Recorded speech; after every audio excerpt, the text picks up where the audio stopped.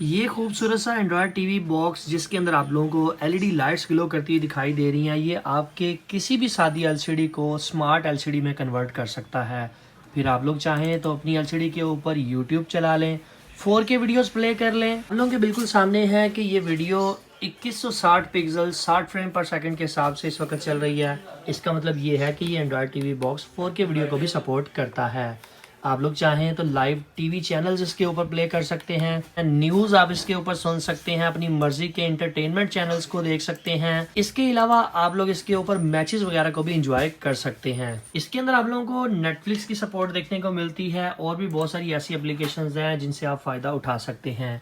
ये Android TV box 8 GB RAM और 128 GB internal storage के साथ आप लोगों को देखने को मिलता है। अगर आप इस स्मार्ट टीवी बॉक्स को परचेज करने में इंटरेस्टेड हैं तो smarteshop.pk विजिट करें, उसके ऊपर आप लोगों को ये टीवी बॉक्स देखने को मिल जाएगा। ये आप लोगों को इसकी कीमत भी नज़र आ रही है, अपने घर बैठे इसे ऑनलाइन ऑर्डर कर सकते हैं।